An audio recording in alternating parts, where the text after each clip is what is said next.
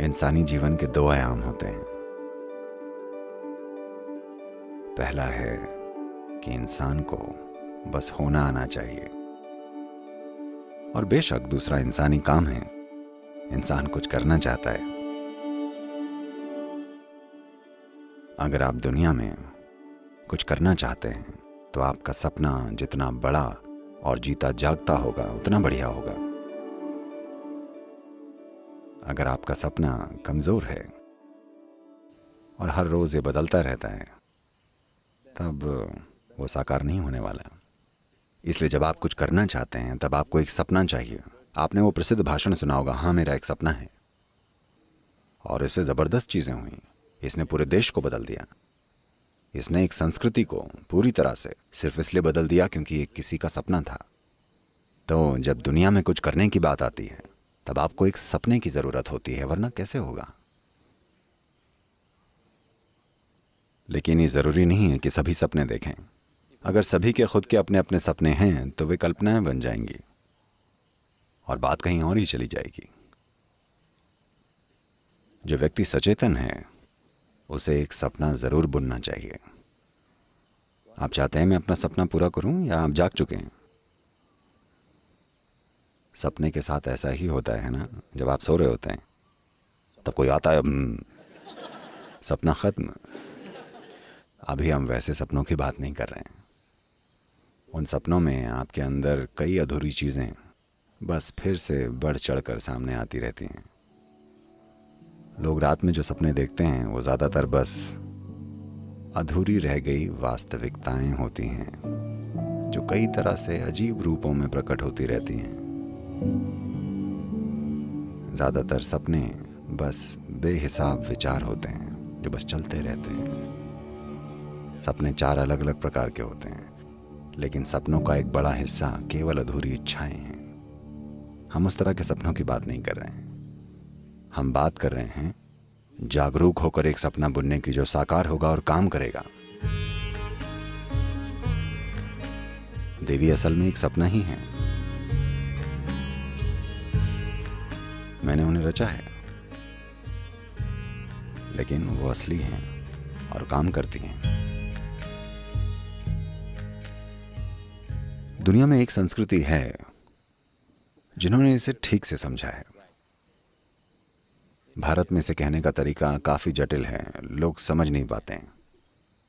लेकिन ऑस्ट्रेलिया के मुख्य निवासियों ने इसे सरलता से कहा है। ऑस्ट्रेलिया के वो दुनिया और दुनिया के बनाए जाने को सपने का समय कहते हैं। दुनिया भगवान का सपना है। दुनिया सच नहीं है।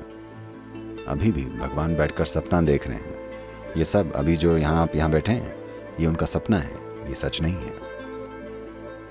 ये सृष्टि का एक सटीक वर्णन है, बहुत ही सरल पर सटीक। हम यहाँ इसी को माया कहते हैं। मॉडर्न फिजिक्स आपको यही बताना चाहती है कि सारा ब्रह्मांड सापेक्ष है। यह आपके सपने के सापेक्ष में है। आपका मतलब आपका व्यक्तित्व नहीं, बल्कि एक जीव के रूप में यह सच है। तो अगर कोई जीव एक रूप बनाता है, सपना अपने आप में एक रूप ही है। अगर वो एक रूप बनाता है तो वो साकार होगा। बेशक इसे थोड़ी सी मदद की ज़रूरत पड़ेगी, लेकिन अगर एक बार इसे मदद मिल जाए तो यह हमेशा साकार होगा। तंत्र का पूरा आयाम बस यही है। पश्चिम में तंत्र शब्द का मतलब है, कुछ मूर्खों ने ऐसी किताबें लिखी हैं जिसमें तंत्र को बेलगाम कामुकता बताया गया है। Okay? No, Tantra means technology. The technology of creating. Tantra needs a very vivid imagination. नहीं, तंत्र यानी तकनीक, कुछ रचने की तकनीक। तंत्र के लिए एक बहुत ही जीती जागती कल्पना चाहिए। ये ऐसा है, आप इसे आजमा सकते हैं। आप इस पर कुछ समय लगा सकते हैं। आप कुछ तोड़िएगा मत। आप बस एक पेड़ या एक घास के तिनके के पास जाकर बैठ जाइए। बस इस घास के तिनके को स्पष्ट रूप से याद करके इसे 100% अपने दिमाग में बनाइए। इसमें बहुत मेहनत लगती है, मेरा विश्वास कीजिए। मेरा पूरा बचपन मैं बस बैठकर छोटी छोटी चीज़ों की यादें अपने मन में बनाया करता था। और बस एक चीज़ के साथ अगर आप ऐसा कर लें, मैं बता रहा हूँ, अगर आप इस छोटी उंगली की यादें अपने मन में गढ़ लें तो आपका मन चमत्कारी हो जाता है। जब मैं यादें कहता हूँ तो इस छोटी उंगली में कितनी सारी विशेषताएं हैं। अगर आप इसके एक एक माइक्रो मिलीमीटर पर जाकर उसके छोटे से छोटे हिस्से पर ध्यान देकर इसकी याद अपने मन में बसा लें तो आपका मन एक विस्फोटक संभावना बन जाएगा। अभी अगर आप चाहें तो आप एक घास से एक छोटी उंगली पैदा कर सकते हैं। यही तंत्र है। ऐसी स्थितियां हुई हैं जहां तांत्रिकों ने एक बीज बोया, एक आम का बीज बोया और वहीं के वहीं उसे बड़ा कर दिया और कुछ ही घंटों में वो फल भी देने लगा, क्योंकि ये एक सपना है।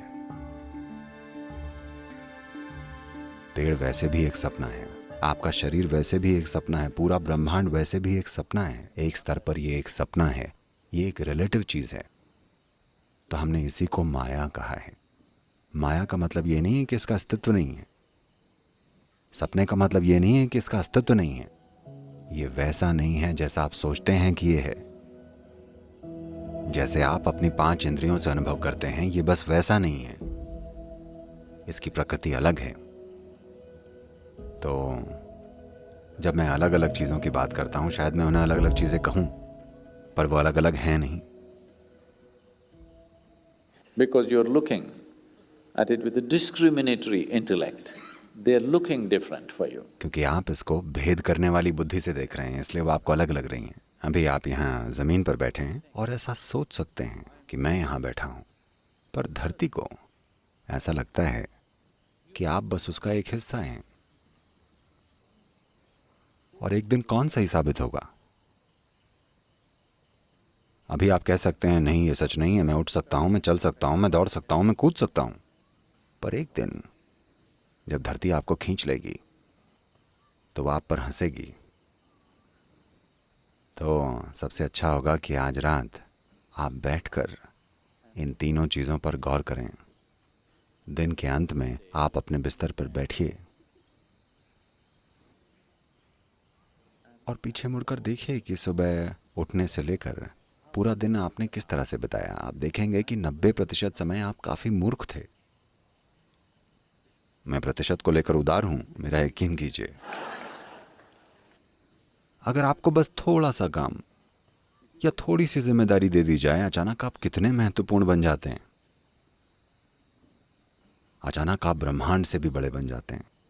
कितनी ही बार आप ब्रह्मांड के आकार से भी बड़े बन बैठे हैं। अगर आप इस पर गौर करें तो आप पाएंगे कि ज़्यादातर समय आप बस सूझे हुए हैं। कितनी ही बार आप अमर बन गए थे, यानी आप अपनी मौत को लेकर जागरूक नहीं थे। और कितनी ही बार आप अपने आसपास के लोगों और चीज़ों को बिना किसी जुड़ाव के देखते हुए घूमते रहे हैं। बस इन 3 चीज़ों पर ध्यान दीजिए, आप देखेंगे कि आपको रात भर हंसते रहना पड़ेगा। रोना मत शुरू कर दीजिएगा,